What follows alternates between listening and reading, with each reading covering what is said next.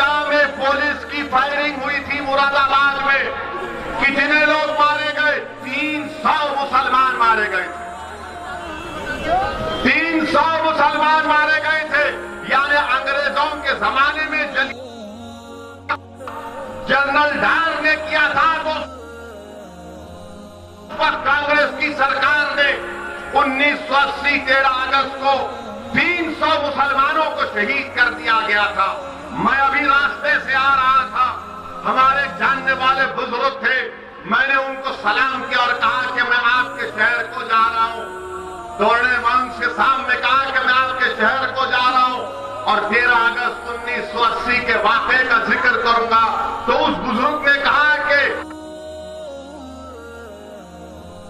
14 साल की उम्र थी मेरी, मैं उसका चश्मदीद गवाह हूं कि जब मैं भाग रहा था तो गोलियां मेरे खिलाफ चल रही थी।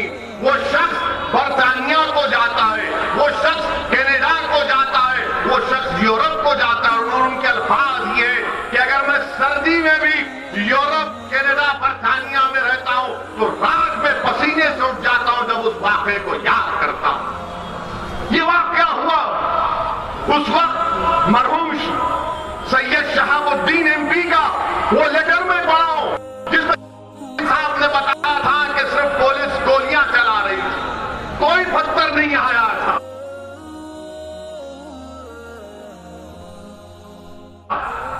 मेरे अजीज दोस्तों और बुजुर्गों, ये वाक़े को इसलिए याद दिला रहा हूं कि नौजवानों को अपनी तारीख याद रखना है। अगर तुम तारीख भूल जाओगे तो तारीख दोहराएगी, याद रखो। मैं डराने के लिए नहीं कह रहा हूं, जो कौम तारीख को भूल जाती है तो तारीख उसको दोहराई जाती है कि देखो ऐसा हुआ है और होगा। तो इसीलिए बताने का मकसद ये है कि उस वक्त भी जब ये वाकया हुआ था 13 अगस्त 1980 का, उस वक्त भी अखबारों में लिख दिया गया, बड़े बड़े अखबारात में, कि मुसलमानों ने पत्थर फेंके थे। पत्थर फेंके थे। ईदगाह में कौन सा पत्थर होता है? गोलियां चलाई गई थी। बड़े बड़े राइटर्स लिख दिए, कई कई मैगजीन में आ गया कि वो पूरा पढ़ के आया हूं, मुझे याद है अच्छी तरह से। सबने कह दिया कि मुसलमान ने पत्थर फेंके। 1980 और आज हम 2021 में कोई हालात नहीं बदले, कोई हालात नहीं बदले।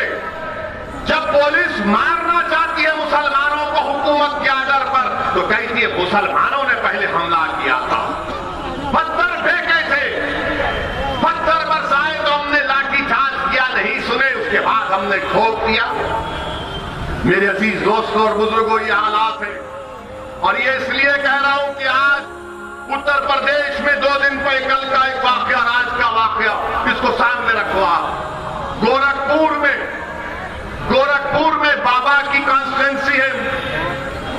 गोरखपुर में किसी मुसलमान ने अपने घर के ऊपर एक हरा झंडा लहराया, तो पूरा गुंडों का टोला उस घर पर पहुंच गया, घर में घुसकर तोड़फोड़ की और कहा कि तूने पाकिस्तान का झंडा लहराया। उल्टा घर में घुसकर तोड़फोड़ की, मुसलमान पर केस बुक कर दिया बाबा की पुलिस ने। वो पाकिस्तान का झंडा नहीं है, मगर नफरत इतनी फैला दी गई है मुसलमानों के ताल्लुक से कि जहां कहीं इनको हरा दिखता ये लाल हो जाते, हरा दिखता ये लाल हो जाते। यानी अगर आप स्पेन में जाएंगे तो एक होता है कि वहां पे एक दिखाते एक बैल को लाल दिखाते और दौड़ता है मारने के, इनका हाल इसी तरह का। पाकिस्तान का झंडा नहीं, तुम लोग अंधे हो, तुम लोग जाहिल हो, तुम लोग पढ़े लिखे नहीं हो, तुम्हारी काबिलियत सिर्फ यही है कि तुम्हारे दिलों में मुसलमानों से नफरत कूट कूट के डाल दी गई। और तुमको मौका इसलिए मिल रहा है कि जब मुसलमान के घर को तोड़ा जाता है तो ना अखिलेश बोलेंगे, ना कांग्रेस बोलेगी, ना बीएसपी बोलेंगी, सब खामोश बैठे रहेंगे। और अगर कोई एहतजाज बुलंद करता है, कोई सच्चाई का बयान करता है, तो उससे कहा जाता है ये मुसलमानों के वोट काटने आया, ये बी टीम है, ये फला है। बोलो ना तुम भी। मैं कह रहा हूं कि जो गोरखपुर में हुआ झंडा नहीं था, वो एक मजहबी झंडा हम लगाते। मिलाद का जुलूस निकलता, हरा झंडा रहता है, तो क्या पाकिस्तान का झंडा है? पाकिस्तान का झंडा भी नहीं जानते, मगर नफरत फैला दी गई। और दूसरा वाकया अल्ताफ का, काशगंज का वाकया आपके सामने। एक नौजवान बच्चा है, हजरत पुलिस उसको पकड़कर थाना लेकर गई और ये बहाने लेकर गई कि उसके खिलाफ, अल्ताफ के खिलाफ एक कंप्लेंट दी गई कि वो किसी लड़की को लेकर भागा था। पुलिस लेकर जाती है और कि मैंने जाकर अपने बेटे को पुलिस के हवाले किया, मैंने खुद, एक बाप कह रहा है कि मैंने अपने बेटे को ले जाकर पुलिस के हवाले किया कि कर लो आप तहकीकात। उस बाप ने अपनी जिंदगी की बहुत बड़ी गलती की जो इन जालिम पुलिस वालों पर भरोसा कर दिया। बाप लेकर गया पुलिस स्टेशन, तो बाद में मालूम हुआ बाप को कि तुम्हारा बेटा अस्पताल में, दौड़ो भागो। बाप दौड़ता हुआ गया अपने खानदान के साथ, तो मालूम हुआ बेटा मर गया। कैसे मरा? तो बोले उसने खुदकशी कर ली पुलिस स्टेशन में। कहां पर की? तो बैतुल खला में। मैं तो गलत कहा, 2.5 फीट की नल की टूटी को उसके गले में जो हुड था उसका धागा निकालकर उस बच्चे ने अपने गले से लगाकर उसको टूटी को बनकर खुदकशी ले ली। वाह काशगंज की पुलिस, तुमको तो बहुत बड़ा इनाम मिलना चाहिए कि 2.5 फीट की टूटी पर पानी की कोई गले का वो धागा निकालकर अपने गले से बांधकर टूटी को लगाता है, तब भी तो उसके पैर जमीन को ही लग रहे, उसके पैर जमीन को लग रहे। कैसे मरता है बच्चा? मालूम हुआ, मैं कह रहा हूं काशगंज की पुलिस ने अल्ताफ को मारा, पुलिस स्टेशन में वो कत्ल किया, वो कातिल है तुम लोग। तुम दुश्मन हो बच्चों के, तुम दुश्मन हो।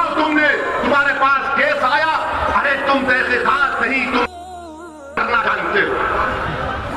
बच्चे को ले जाकर मार दिए और तरफ तमाशा देखिए कि उस बच्चे के बाद आप सोचिए कि आप भी अपने पेट में औलाद है, मुझे भी औलाद, वो आपका बेटा है मेरे भाई, वो आपका भाई है, वो आपका बेटा है, आपका भाई है। अगर तुम मुरादाबाद में बैठकर ये समझ रहे हो कि नहीं नहीं काशगंज में हुआ, मुझे उससे क्या करना है, अगर तुम उस बच्चे के गम को अपने सीनों में महसूस नहीं करोगे तो मुझे शक होगा तुम्हारे मुसलमान होने का।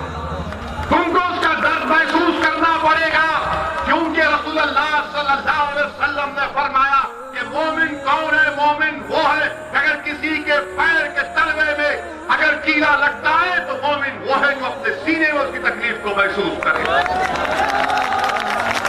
हद तो ये हो गई कि उस बच्चे के बाप से सादे कागज पर अंगूठा ले लिया और हजरत पुलिस ने, माशाअल्लाह काशगंज की पुलिस, आप यकीनन शैतान की पहली औलाद है, आप इब्लीस की पहली औलाद है। जो तुम्हारे लुत्फे में फर्क है, मैं कह रहा हूं, उस बाप को जो अपने बेटे को खो दिया, जिसको तुमने पुलिस स्टेशन में मर्डर किया, तुम उसके अंगूठे के साइन लेकर उस पर लिख देते हो कि ये बेटे के बाप ने ये लिखा है कि वो पुलिस की तहकीकात से मुतमईन है और मेरे बेटे ने खुदकशी करके अपनी जान ले ली। अरे पुलिस वालों जिन्होंने हरकत की कि अगर तुम्हारी बेटी, तुम्हारा बेटा सब मर जाएगा या मार दिया जाएगा तो तुम्हारे दिल पर क्या पहुंचेगा? ये जुल्म हो रहा है, ये जुल्म हो रहा है। और आवाज कैसे उठती है? नहीं हमने बोल दिया, हम भी कंडेम करते हैं उसको, 2 लाख भिजा देंगे, 3 लाख भिजा देंगे। अरे सवाल ये पैदा होता है कि जब गोरखपुर के होटल में गुप्ता साहब को पुलिस ने मारा, उनकी मौत भी हम उसका कंडेम करते रहेंगे, मगर जब गुप्ता साहब की मौत हुई तो बाबा उत्तर प्रदेश के मुख्यमंत्री गुप्ता परिवार खानदान के पास पहुंच गए, बाबा पहुंच गए और गम का इजहार किया और जाकर कहा, उस गुप्ता साहब की बेवा से कहा कि आप फिक्र मत करिए, हमारी सरकार आपके साथ है। और मेरे ख्याल से उनको 50 लाख का चेक दिया, गवर्नमेंट की नौकरी दी, पुलिस के लोगों को सस्पेंड भी किया और उनको गिरफ्तार भी किया। और समाजवादी पार्टी के बहुत चाहने वाले, आपके अखिलेश ने क्या किया, गुप्ता साहब के घर गए और कहा, बहन ये 21 लाख का चेक है, ये 21 लाख का चेक है। आप बताइए मेरे अजीज दोस्तों और बुजुर्गों, इंसान जब पुलिस की कस्टडी में मरता है, अगर तो उसने खुद से खुदकशी कर ली, अगर वो मुसलमान खुदकशी कर ली और उसके बाद से झूठ से फरेब देकर अंगूठा उसका लगाकर लिख दिया जाता है, और अगर वो मुसलमान नहीं है, अरे मैं जिंदाबाद के नारे अपने नहीं लगाने वाला, सुनो मेरी बात, नहीं आप सुनो मेरी बात, मैं अपने जिंदाबाद के नारे आपसे मंगवाने के लिए नहीं आया हूं, क्योंकि आप जिंदा है, मैं जिंदा हूं, रसूल अल्लाह की उम्मत है, जिंदा रहने वाले। और याद रखो इस बात को, याद रखो इस बात को कि जब तक हम जिंदा हैं दुनिया आबाद है, जब हम नहीं तो दुनिया भी नहीं। याद रखो, ये मेरा फेथ है। मगर ये हाल देखिए आप कि एक मुसलमान मरता है तो कोई आवाज नहीं उठती है। क्या मेरे खून की अहमियत नहीं है? क्या मेरे नौजवान की जिंदगी की कीमत नहीं है? क्या मैं कोई गंदी नाली का कीड़ा हूं कि बैतुल-खला में ले जाकर मेरे बच्चे को, बेटे को मार दिया जा, गुड्डी के बाजू मेरे बेटे की लाश को फेंक दिया जाता है? मेरे अजीज दोस्तों और बुजुर्गों, ये इसलिए हुआ क्योंकि आपके पास प्रदेश में कोई सियासी ताकत नहीं है। आपके पास मुट्ठी भर 3-4 मुसलमानों के आपके वोटों से जीते हुए एमपी एमएलए होंगे। आपके पास क़यादत नहीं है, आपकी लीडरशिप नहीं है। आप मुत्तहिद अगर हो जाएंगे तो उत्तर प्रदेश में 19% मुसलमानों की क़यादत बनेगी। अगर अल्लाह उस अल्ताफ की रूह को अगर अल्लाह हुक्म देगा कि बोलो उत्तर प्रदेश के मुसलमानों से क्या कहना है, तो अल्ताफ की रूह पुकार कि गुप्ता मरा तो हुकूमत हिल गई, मैं मर गया तो हुकूमत नाम तक नहीं लेती। मेरे अजीज दोस्तों और बुजुर्गों, याद रखो, नाइंसाफी का इलाज सिर्फ रोने से नाइंसाफी का खात्मा नहीं होता। जुल्म का खात्मा सिर्फ जज्बाती नारों से खत्म नहीं होता। हुकूक का हक को हासिल करना सिर्फ दुआओं से नहीं होगा, बल्कि दुआ करके उसको देखना कि मेरी दुआओं में कितना असर है, मैदान में उतरना पड़ता है।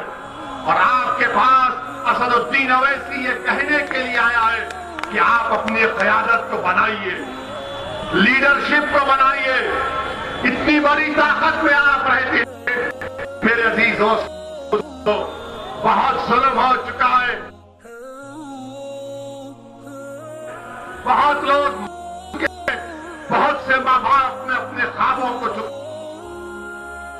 चूर होते हुए देखा, बहुत सी माओं की कोख उजड़ गई, बहुत से बाप का उसके बुढ़ापे का सहारा छीन लिया गया।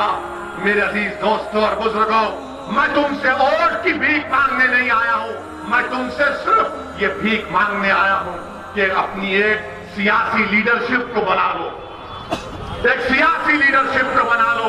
तुम अगर मुझे पसंद नहीं करते कोई बात नहीं, मगर खुदा के लिए कुछ तो करो, उठो करो मेरे भाई। याद रखो मेरी इस बात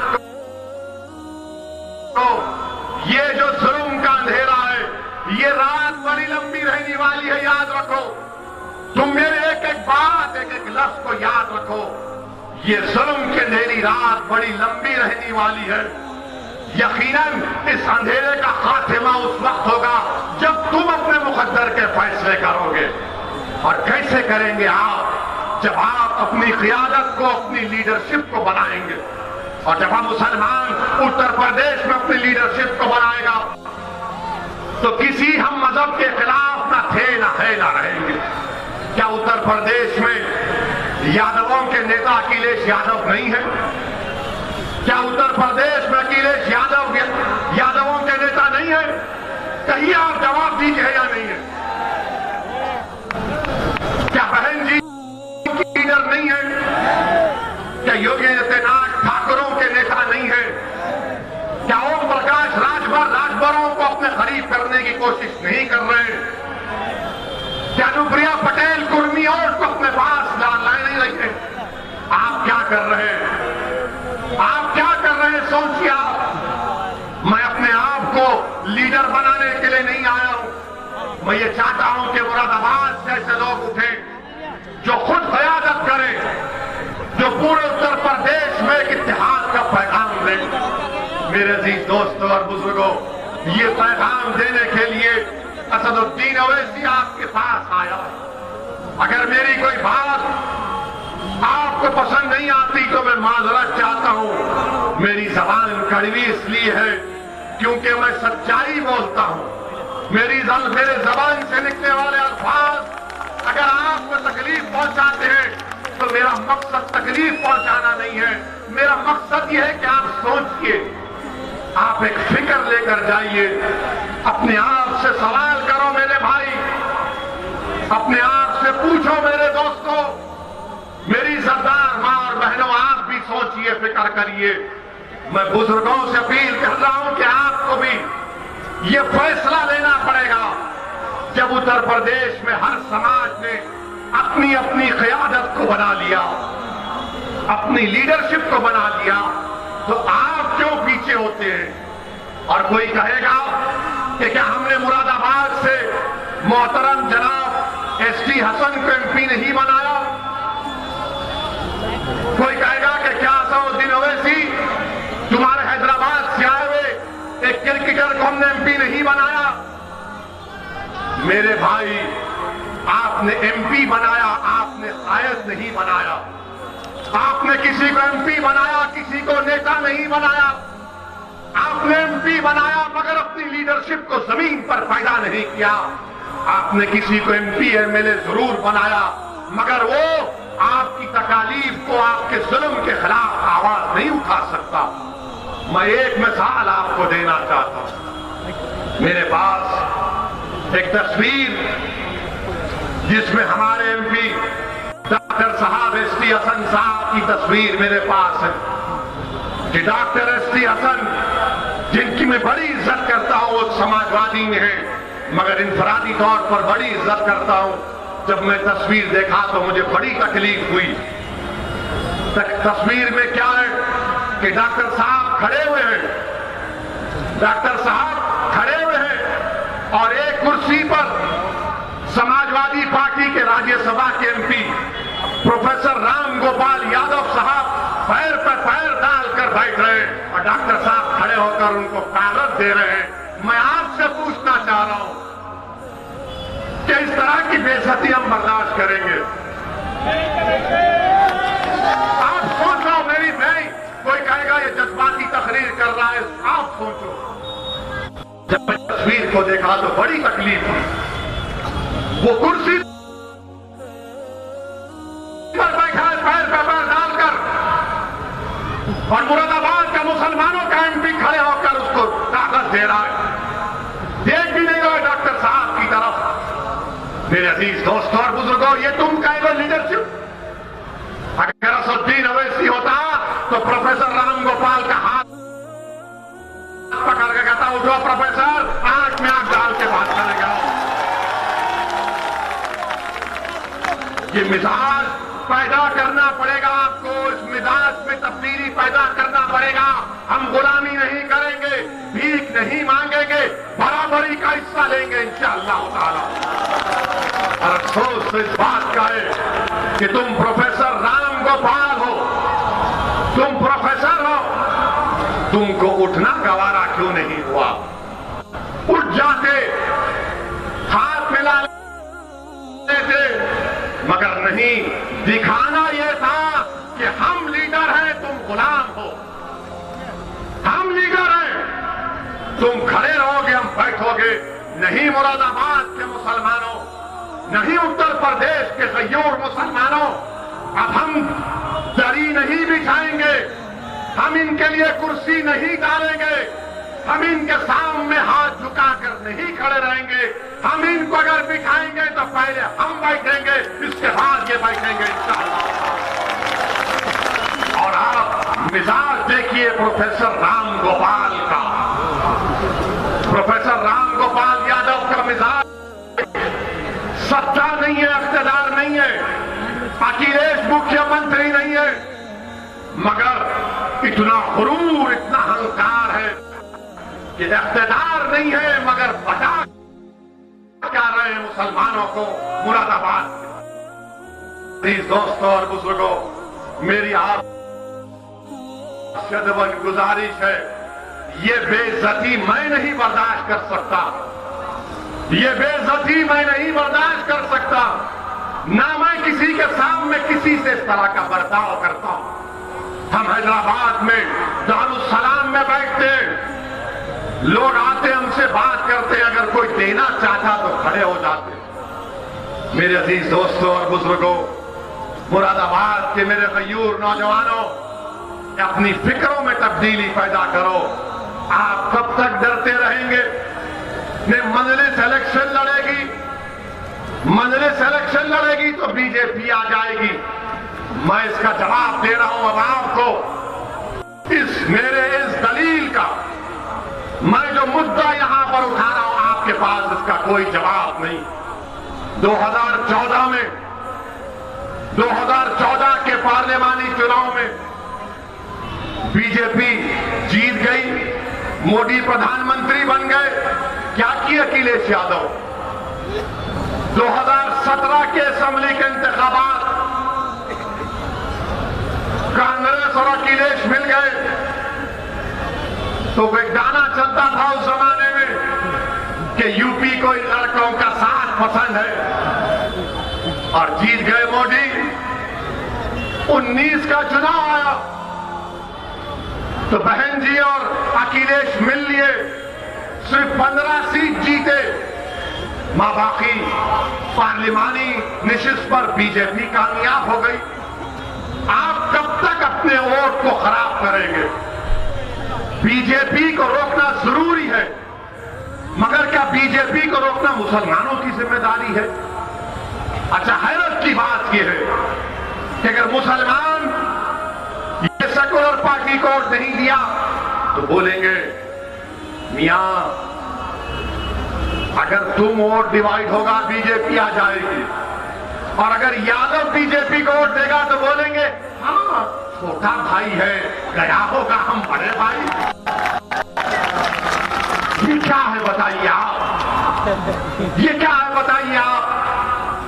आपका वोटर बीजेपी को नहीं छोटा भाई है, गया है, हम तो बड़े भाई हैं, आपके साथ है। मेरे अजीज दोस्तों और बुजुर्गों, बीजेपी को रोकना जरूरी है, और हमने भी कहा है कि मजलिस इत्तेहादुल मुस्लिमीन का मकसद यह है कि उत्तर प्रदेश में दोबारा बीजेपी की सरकार ना बने, दोबारा इंशाअल्लाह ताला योगी आदित्यनाथ उत्तर प्रदेश का चीफ मिनिस्टर ना बने। यह मजलिस की कोशिश है, मगर मजलिस की कोशिश यह भी है कि मजलिस के उम्मीदवार कामयाब हो, मजलिस के एमएलए कामयाब हो। लोग बोलेंगे असदुद्दीन ओवैसी तुम्हारे अगर 10-20 इंशाअल्लाह एमएलए कामयाब हो गए तो क्या करोगे? मैं उनसे एक ही बात कहूंगा कि भारत की पार्लियामेंट में 300 बीजेपी के एमपी हैं और मजलिस के 2 एमपी हैं, और जब 2 खड़े हो जाते तो पार्लियामेंट के दोनों दीवार हिल जाते। मेरे दोस्त, तादाद काम नहीं करती फिरौन से मुकाबला करने के लिए, तादाद काम नहीं करती नमरूद से मुकाबला करने के लिए, तादाद काम नहीं नहीं किया बदर के मैदान में, तादाद में काम नहीं किया मुवत्ता के मैदान में। क्या काम करती है इखलास, और इखलास कब पैदा होगा जब रब्बे करीम से मोहब्बत और खौफ होगा। अगर तुम तादाद को देखते रहोगे तो फिर क्या करोगे? याद रखो, अगर यही हमारी सोच रही तो आइंदा 20 साल में तुम अपने घर के दरवाजों को बंद करके बैठ जाओगे। मेरे दोस्तों, घुटन नहीं महसूस करना, सांस लो, ख्वाब देखो कि जब दूसरे बिरादरियों के लीडर हैं, नेता हैं, तो हो सकता लीडरशिप बनाओ, ख्वाब देखना शुरू करो। मैं तुमसे जो ख्वाब की बात कर रहा हूं, मुरादाबाद के मेरे गयूर नौजवानों, बुजुर्गों, मेरी सरदार मां और बहनों, मेरा ख्वाब ये नहीं है कि तुम आसमान पर जाकर तारे तोड़कर लाओ, या चांद की मट्टी लेकर आओ, या समंदर की खाक में जाकर वहां से उसकी खाक उठाकर लाओ। मेरा ख्वाब यही है कि भारत के मुसलमानों के लीडरशिप हो,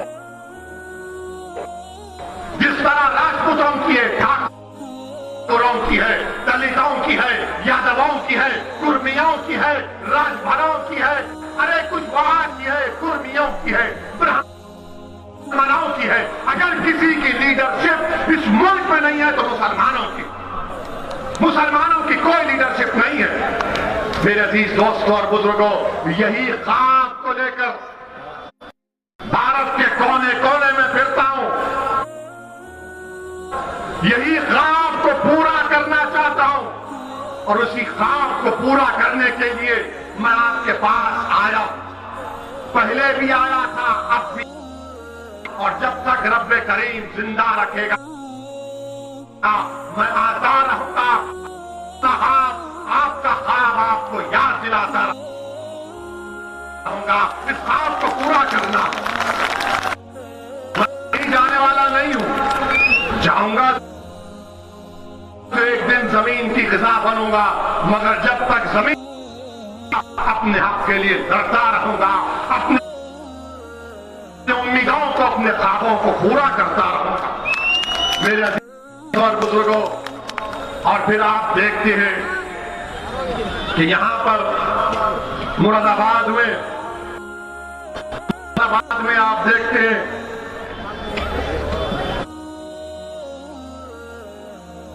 कि जो कोई वो कहती है कि हम गवर्नमेंट की यूनिवर्सिटी बनाएंगे। मोहतरम अखिलेश यादव, 5 साल तुम्हारी सरकार रही, तुमने मुरादाबाद डिवीजन में गवर्नमेंट यूनिवर्सिटी नहीं बना पाए? एक गवर्नमेंट यूनिवर्सिटी बना देते, नहीं बना पाए। पूरे मुरादाबाद डिवीजन 5 जिले आते हैं, बच्चों को तालीम के लिए बरेली जाना पड़ता है, गवर्नमेंट यूनिवर्सिटी नहीं है। और सब बोलेंगे अखिलेश को 5 साल मिले, तो अब आकर कहेंगे हमको बस नहीं थे 5 साल, और 10 साल दे दो। अरे भाई, तुमने 5 साल में नहीं किया। यहां से रोड जाती उत्तराखंड को, माशाल्लाह से रोड नहीं, खड्डे नजर आते। अगर बाबा से जाकर पूछेंगे तो बाबा बोलेंगे नाम बदल दूंगा, खड्डों की बात मत करो।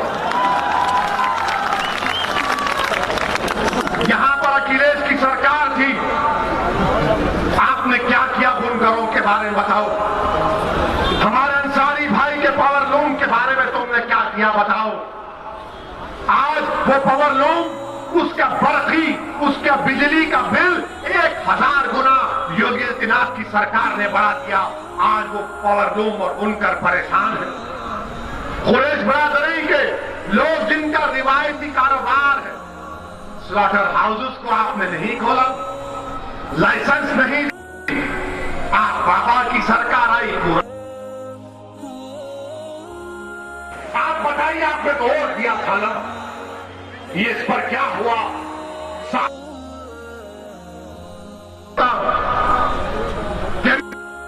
गंदा पानी आता है।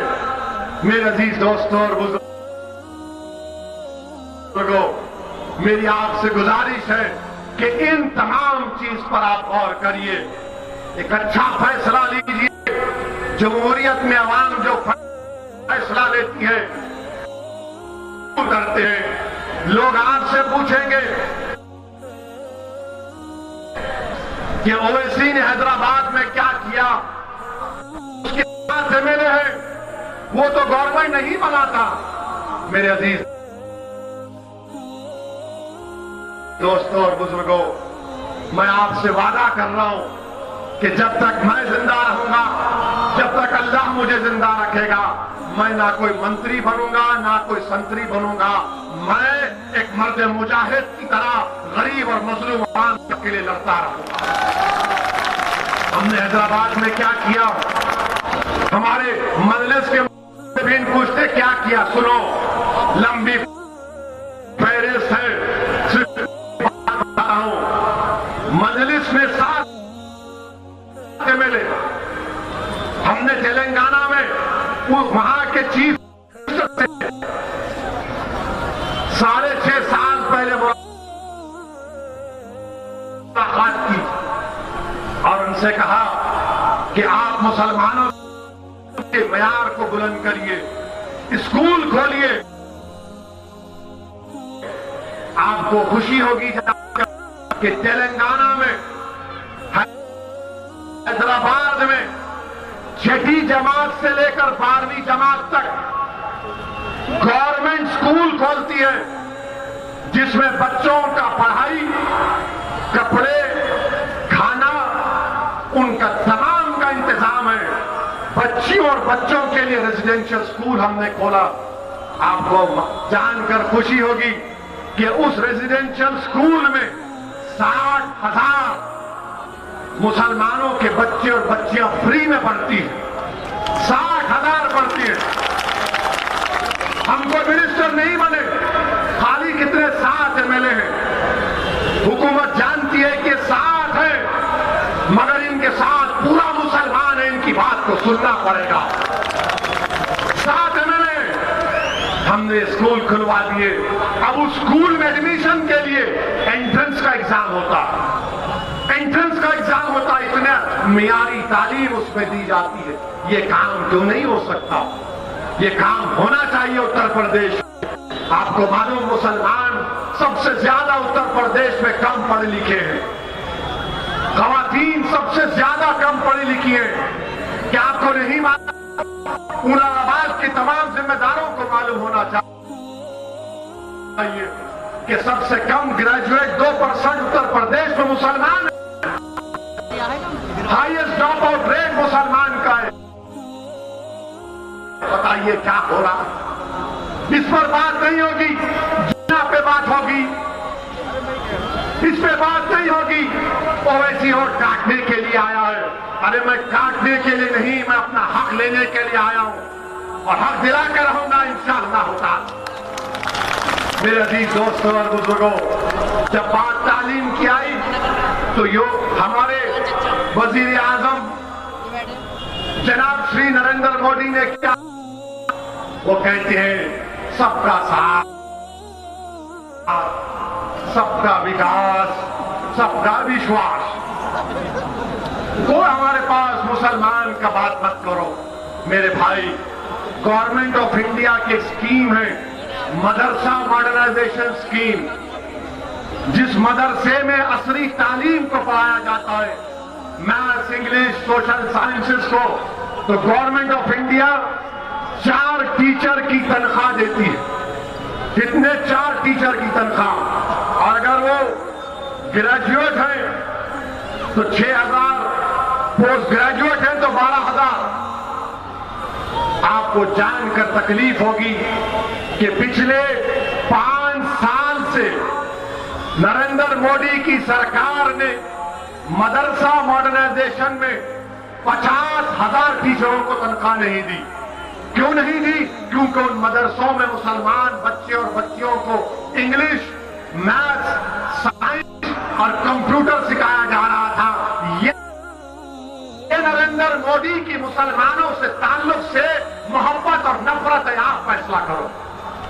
50,000 टीचरों को नौकरी मिली। अब कोई पूछेगा कहां से लाए तुम, तो जाओ, हमारी एक बहन है इस्मत आरा ने वायर के वेब पोर्टल पर इस न्यूज को लिखा कि 50,000, जिसमें एक हिंदू ब्राह्मण पंडित है जो इस मदरसे में, गाजियाबाद के मदरसे में जाकर बच्चियों को हिंदी सिखाते हैं, वो पंडित जी कह रहे हैं कि मुझे 5 साल से तनख्वाह नहीं मिली, मेरा बकाया जो मोदी जी देना है 7 लाख रुपए देना।